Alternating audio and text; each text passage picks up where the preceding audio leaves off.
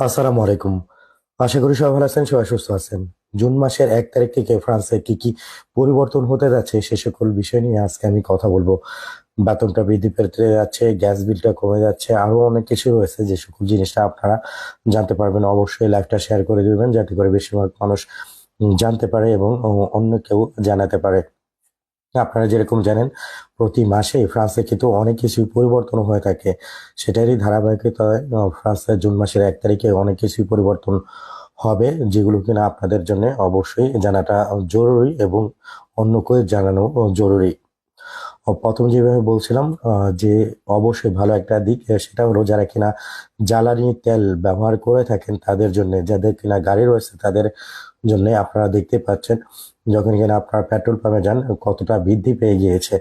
এর কারণেতে ফ্রান্সের সরকার সিদ্ধান্ত নিয়েছে মডেস্ট পরিবার, যে সকল পরিবারেতে অর্থনীতিকে একটু সমস্যা রয়েছে তাদেরকে সরকার থেকে একটা সাহায্য করবে। ১০০ ইউরো সাহায্যটা করবে, কিন্তু এটার জন্য আবেদন করতে হবে। আবেদনটা করার ১০ দিনের পরেই দেখা যাবে এই ১০০ ইউরো দিয়ে দিবে, অবশ্যই যাচাই বাছাই করার পরবর্তীতে। আপনারা গাড়ি কি ব্যবহার আসলেই করেন কিনা বা অন্য কোনো সবকিছুই দেখার জন্য, এবং গাড়িটা আপনারা কি কাজে যাওয়ার জন্য ব্যবহার করছেন কিনা সেটাও কিন্তু অনেকটা গুরুত্বপূর্ণ এটার কারণেতে। দুঃখিত।